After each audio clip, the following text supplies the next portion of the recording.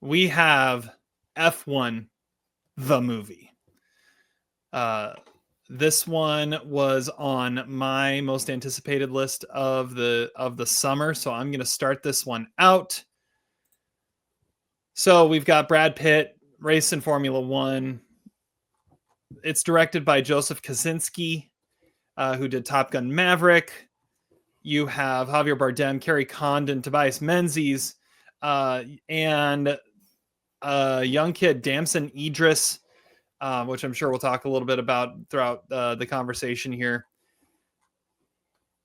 So Brad Pitt plays Sonny Hayes, a kind of washed up driver who gets called by a buddy of his, Ruben, played by Bardem, to come race in Formula One, help save his team, and help train his young phenom rookie driver, Joshua Pierce, played by Idris. And Kerry Condon plays the technician that kind of helps design the cars. This movie is awesome. I loved every minute of it. So Top Gun Maverick had this quality to it where it was, you knew what was coming. You knew where we were ending up, but the ride to get there was just so fun. You didn't care that it was going to end up being kind of predictable. And I felt the same thing about F1. It is an adrenaline rush. It's such a kinetic movie. Brad Pitt is perfect in the role that he's got here. And I love Damson Idris in his part too. He does an awesome job. Javier Bardem is perfect for the role that he has too. And then you bring in Kerry Condon to just kind of throw wrenches and everything too. I had a blast watching this movie. It is like Zach said, it is over 2.5 hours long. It didn't feel it at all. I think it was a 9:45 showtime of this. And I was on the edge of my seat the whole time. This movie it blows by. It is a blast. It's not quite to what Top Gun Maverick did, but it strives to be it and does a pretty damn good job of getting there. I'm at a high 3.5 stars for F1. I loved it. I'd go back tonight and go see it again. I loved every minute of it. It's a great movie. It really is. It's a great movie. Zach, tell us why it sucked, other than the fact that it's 2.5 hours. Well, I see why you went to me, because you assume that I think it's going to suck. First of all, I just want to say I'm really happy that Terry gets another opportunity to talk about Top Gun Maverick. That's what we need more of on this podcast, and I'm happy that he got the opportunity to do it. No, Terry, baby. I like this movie too. You went to the wrong place. Hey! I'm thumbs up on this movie. I enjoyed it too. It's hard to deny that, this is a summer movie. It's a summer blockbuster. It's a $300 million epic. It looks like they used a lot of that money on some nice set pieces and some big actors and some big music, and that's great. It's a fun story. It's F1, it's Formula One. This movie is Formula One, Formula number one in terms of how to construct a story like this. You got a guy who's, been cast out, and he's a badass rebel. I'm intrigued that at one point they say, he was divorced twice and he had to do all this driving. And at one point he was a New York City cab driver. That wins the award for a movie that I've seen that not in the movie that I would want to see. But anyway, there's, excessive scenes where people are on the strip and they're like, whoa, who's that? And then it's Brad Pitt with his bag walking in like a badass. I like that stuff. I like the dynamic between him and Damson Idris, who's, I think, very good in the movie. I like that there's a sort of competitive rivalry about it. I really don't. I hate car racing. I hated Ford versus Ferrari. I was not looking forward to this movie at all. But I think this movie does a pretty good job of summarizing what F1 racing is, why it's a little bit different than NASCAR, traditional racing. There's definitely an international component to the movie that was really fascinating. There's very few Americans in the movie, which I think is cool. I like the diverse cast. I like pretty much all the characters in the movie. I'm not quite as high on it as you. I've got a few complaints to lodge about it. And number one is the time. It's way too long. So let's cut this movie down a little bit. What could we cut out? I think you could cut out basically all of the Tobias Menzies character. His character is, I think, takes a very unnecessary turn at the end of the movie, and it's just kind of like, okay, the stakes are already high enough. We don't need this extra stuff. He's probably like 10 to 15 minutes. I think you could cut out. I think you could probably cut out a race here or there. I realize, again, $300 million. What do you want to cut out? Certainly not the Vegas stuff. I'll be curious to see what Todd thinks about the nice scene with the poker game. I thought that was a very nice example. Best use of poker in a movie since Red Rooms.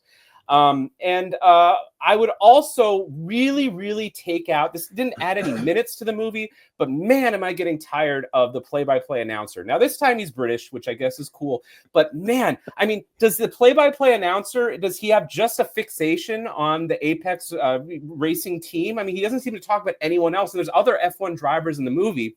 You know, there's that great rule of filmmaking by Billy Wilder, let the audience put two and two together. We do not need the play-by-play announcer. There is enough drama in this movie. I think the audience is intelligent enough to understand that the point of a race is a car goes in a circle, and if it wins the race, that is a good thing. And I don't think we need a play-by-play announcer to tell us that shit. Now, as for Brad Pitt and Kerry Condon, yes, I like Kerry Condon in this movie. I think she's good. I like the chemistry between them. They have some good scenes. I think her character is underwritten. So let's get rid of the Tobias Menzies character. Let's make Kerry Condon a little bit bigger. Hey, she lost an Oscar to a 5-minute role in a fat suit, so she needs a little bit more padding, I think, in this movie. But she's very good. I like that character quite a bit. Frankly, she's the brains of the whole operation, and I don't know why Brad Pitt has to come in and basically tell her that she's not doing her job right. So I think Brad Pitt's kind of the biggest douchebag in the movie in a lot of ways. I also really like the character of Sarah Niles' character of Bernadette, who is Damson Idris' mother. And I would say, as much as I like Kerry Condon in the movie, I wish the romantic relationship had been between Brad Pitt and his teammate's mother, reenacting the Cleveland Cavaliers scandal of 2010 with LeBron James and what's his name, Delonte West. That would have been a very fun dynamic because she already says, what a handsome man he is. And that's really fun. They have a nice scene in a hospital. I'm like, there's some sparks there. There's some romance there. Anyway, needless to say, I was not looking forward to this movie. I hate car racing. I hate big budget blockbusters, and I hate inflated movies with $300 million budgets that are 2 hours and 36 minutes. Yet this is a good movie. I mean, that's got to say something. I was entertained, really, kind of like Terry said, from start to finish. There's no freaking way I can give this 3.5 stars. It's just too stupid. But it is a very entertaining movie, and I give it 3 stars for what it's worth. It's worth the money, and it's worth the time at the movie theater. It's fun summer escapist entertainment. I mean, 3 stars from Zach on a movie like this. I was never like expecting a 4-star review. Exactly. I was never expecting to like it as much as I did. It is a very entertaining movie.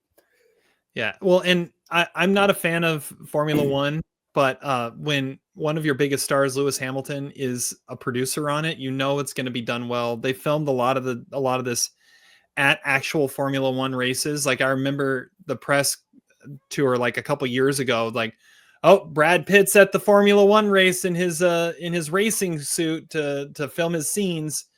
Yeah. And is this a Castaway FedEx-esque 2.5-hour commercial for F1? Yeah, probably, but it is entertaining. And I also kind of like that they did use the real F1 drivers, not unlike how like the Creed franchise used real boxers or fighters. And they're not really characters in the movie. They're just kind of stock, because I think that the movie is it has an interesting character. My favorite scene is when Brad Pitt is giving his press conference and he says, yeah, when they make all the accusations about mistakes that he made in his life. That's awesome, Brad Pitt. There's a nice scene where he gives a text message to someone that's pretty funny. He's very good in the movie. So yeah, thumbs up. This was fun. Todd, are we thrice approved? No. Oh, wow. So I don't know. Really? Joseph Kosinski is a puzzling filmmaker. So he's coming off Top Gun Maverick. He directs the hell out of it, but you could tell it's kind of a Macquarie Cruise directed movie. His other films are interesting. He's got Tron Legacy and Oblivion, which are like beautiful to look at, but not really that good. Then Spiderhead's like okay. His really good movie is Only the Brave, but that's like where he takes his action prowess and puts it in a true story. So it's like a big gripping story. And then here is more like the previous ones, I feel like. I mean, it feels like Top Gun. It's desperately trying to be Top Gun. Like, it has the same notes, the complicated relationship between the two leads, the awkward sex scene, and he shoots the scenes the same way in the car/cockpit. but it lacks the heart of Top Gun. It throws us into this story, and we're supposed to care about these characters, but we don't know them. Now Kosinski is more than proficient in the exquisite art of the action sequence, and he would and that is clear here. But like the racing scenes are great. The other scenes are lesser. There's something missing from them because the performances fall flat. The drama isn't really there. It plays like a Rocky sequel without having the benefit of the original to actually get to know the characters, so we don't really care, even though your heart will be pumping because the Hans Zimmer chaotic music is just omnipresent, and the intensity of the racing scenes is pretty cool. The setup is super familiar, although it is way more like similar to 4v Ferrari than it is something like Rush, which is like a really good racing movie. Like my crowd was all old people, so I guess it was hitting the marks with the target audience because they were reacting to things like it was like real life, like they were watching in real life. Pitt is interesting in this. He kind of phones it in, but he also kind of makes the case for being the highest war actor in the world. Like it's hard to imagine anybody have that level of nonchalant cockiness the way that Pitt does. Like he's in full Robert Redford, Paul Newman type of star power mode here. Javier Bardem is awful in this movie. I did not buy a single word that he said. He doesn't fit in that world. He doesn't fit knowing Brad Pitt. Nothing about his character made sense. Idris is okay. He plays it like he has like the bad guy version of a Rocky, like a Rocky bad guy type of charisma or whatever. And I just want to know why I'm supposed to care about JP. Like we know nothing about him. I don't care. He's a little shit. Like the movie goes from basically him laughing at Sonny for trying to kill him, and to them acting like bickering lovers at the bar. Like he didn't deserve that. We didn't deserve that. Like we had to be missing something. The stuff with his mom is okay, but it's so out of left field that it doesn't belong in the movie. The poker scene is annoyingly lame. The thing is, the movie is still kind of good, but it's lacking something. It's conventional, but the formula works. That's why it exists. But it does what it sets out to do for the most part. It's just not quite what I wanted, and it's not quite what the movie was capable of being. So I'm at a 2.5 star rating. Closer to 2 stars than 3 stars, but I will go with 2.5 stars. Oh man, let's cue up the booing music for that. Seriously. But it sounds like you mostly liked that. You even said it. The movie did mostly what it was supposed to do. It just wasn't what you wanted it to do, so you didn't. Or what it could have been. No, I mean it does what it sets out to do, kind of, which is make a really conventional movie, but it's not more than that. Like I mean, you see all these underdog sports movies all the time, or like this guy coming in for one last thing, like The Fighter or whatever. But those movies actually have something more in like away from like the game.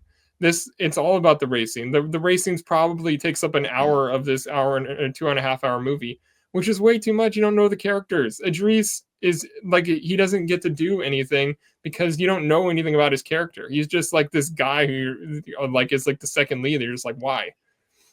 But the way it's able to pull the drama out of the racing is why they spend so much time on it. It's so well done. You just said all the scenes away from the racing were dumb, and so you're saying you'd want more?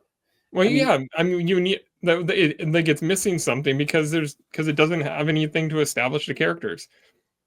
Were you looking forward to this movie when you walked into it? I mean, it could have gone either way. Okay. Not necessarily like a high or low on it. I was not looking forward to this movie. I thought this movie was going to be a chore. And in the first 15 minutes, I was not impressed either. I was like, oh gosh, this is gonna be a long journey, especially knowing that they have 9 goddamn races and they're like 70 laps each. But you get into the movie, it's like well shot too. Like there's some good cinematography in it. They clearly spent time and effort like making the movie look and sound realistic. And I don't think we're not looking for necessarily a Charlie Kaufman let's get esoteric script here. I mean, it does what you even said. It does what it's supposed to do. Yeah, it's too long. I mean, yeah, this is, like me, I put this in the same category as Warrior. It's like it's not good. I mean, it's fun to watch, kind of, but it's so predictable and by the book that's just like, okay, fine. But it's going to have huge fans. It made 50-something million opening weekend. That's good. I mean, but I don't know. It's also kind of a niche sport, but just like a huge sport that like nobody I know actually watches. like UFC, similar thing. I think this movie could have been way worse. And I agree. The one comment I agree with you, Todd, is that like Brad Pitt is a very high war performance because it's hard to imagine someone else in his career playing that type of role and doing it as well as he does. And if there's any ambiguity about this movie, I mean, okay, let's at least take the fact that this movie is going to make, $500 million or whatever. And Brad Pitt will funnel that movie into projects like Nickel Boys, which is cool because Brad Pitt at this point is probably more prestigious as a producer. It's why I'm really hesitant to ever give A24 movies thumbs down because at least Brad Pitt is a cool guy. I mean, he helps out, really cool movies in Hollywood. So I appreciate that. But no, I think you're being too hard on the movie. It's perfectly wedged between you two. I don't see any greatness in this movie, but I think it's perfectly competent and a perfectly well-timed summer movie. Good release strategy too. Great last week of June movie. Well, like I said, I think you had Top Gun Maverick that was a great movie, and this is striving to be that and does a pretty good job of emulating it to the point that it does some really, really cool stuff. To say Javier Bardem, if you didn't have Top Gun before it, like it wouldn't make sense. You wouldn't have the emotional weight of those characters. And Top Gun Maverick is similar length. It pulls it out pretty easily. I think it does a good job of giving you the drama and giving you the characters and the depth that you need from them. And to say Javier Bardem is horrible in it, that's just. That just doesn't make any sense. I thought he was perfect in that role of trying to run the racing team and being this former driver and going back. Going back to the old school, like Tobias Menzies, I thought was good in this, and I've seen him in a few things that I'm rarely impressed by him, but I thought he was pretty solid in this one. I think this movie, everyone wants to compare it to Top Gun Maverick. I think it's kind of a lot like Ted Lasso. It begs for those comparisons. But listen, like Ted Lasso, you got this guy, this folksy guy coming in and taking this international stage by storm, and this team that is being undermined because of their incompetence by their rich owner. And then Idris's mom is the therapist in Ted Lasso, and it's an Apple TV Plus thing. It's basically a 2.5 hour long Ted Lasso episode. Is really what it is. Like the Tetris movie. Yeah, that was also very well. That guy had a mustache in. I was curious. By the way, okay, we're getting a spoiler alert. There was a time midway through this movie that I thought, is there a chance that Pitt dies at the end of this movie? I was really, again, I don't want to, we'll avoid spoilers, but I was kind of like, I kind of dug the fact that this movie was maybe on the fence whether they were going to keep him alive or not. He certainly has some brushes with death. And I kind of dug that the movie was maybe a little bit about how he's reckless. And I think he's an asshole. His strategy of like clogging the lane for everybody, that's a real dick strategy. And it worked. It was like the Oklahoma City hand checking bullshit. See, well, one thing you said I don't really agree with is, like, you said he's a dick because he was telling her how to do her job or that she was doing a bad job. She wanted to hear that. Like, because JP had nothing to say, and she's like, "Why is your car not working well?" He said, "I don't know." And he comes in, he's just like, this, and this. And she's like, "Oh, thank you." That was, I see what you're saying. That was an underdeveloped, again, that was an underdeveloped aspect of the movie. I wish they had focused a little bit more on the actual development of this. I don't know if you want to call it a MacGuffin, but whatever instrumentation they used to augment the car, which I think was kind of underdeveloped. Let's get rid of some bullshit. Let's actually talk about, the mechanics of how, they devised it. Let's get the Grumman. I think they actually do a decent job. Like reading into some of the particulars of how the car works, and they just kind of it's almost like Apollo 13 in some way, where they assume you're gonna catch up on the lingo that they're using, and you're gonna figure some stuff out. And listen, Terry, not try to explain it along the way. There is a typhoon warning in this movie. Very light. It's a slight chance of a typhoon / rainstorm in this movie, but on the edge of the prime recovery area. Yeah. I will say, I went to the casino and put a bet down on Verstappen to win the F1, the Cup. I like that. By the way, Todd, Did you like that he was at the Wynn? I thought that was an appropriate Yeah. casino for that scene to take place in. I like that scene, by the way. I thought that was a I think he was in the encore because he was looking at the Wynn. Oh, you could be right. Okay, well, at least they had the Wynn in the background, which was nice. Yeah. It reminded me of when I won a bunch of money on Nebraska basketball. It was good. And good then times. but the room he was actually in, or yeah, like when they're on the balcony. You're probably right. Because it wasn't when they're on the strip. I was trying to figure out when on the balcony though, when they're on the balcony at that one point, that's the Cosmopolitan, I'm pretty sure.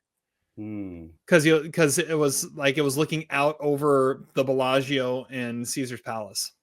Yeah, I'm wanted pretty to go. sure it was the Cosmo. I wish we could have had. I was also kind of expecting a scene with JP getting like trashed and hammered, and maybe like getting, I don't know, like the other drivers like partying with him and then beating him up or something. Maybe that's in the director's cut. I don't know, but I wanted to know more about his partying scene in Vegas. That again, let's get the Brad Pitt as a cab driver in New York City and JP partying in Vegas. That maybe it's in the deleted scenes on the Blu-ray that will never be released because it's Apple TV Plus. Maybe it was like Daddy-O. Maybe that's the movie you're talking about. Oh, yeah, there we go. He plays the Sean. There we go. Yes, I like it. Put it all He together. gets a big all right. He doesn't care about money though. So F1, the movie, has now been reviewed by Almost Sideways, the podcast. I have not heard of anyone that gave it thumbs down. Todd is actually the first person I've heard or read or listened to that actually did not like it. That's because it's like undeniably enjoyable, unless you're Todd. All it's right. only got an 83% on Rotten Tomatoes. I guess someone out there didn't like it, but I'm giving it 3.5 stars. Zach is giving it 3 stars. Todd is giving it 2.5 stars. It's in theaters. It'll be on Apple TV Plus soon.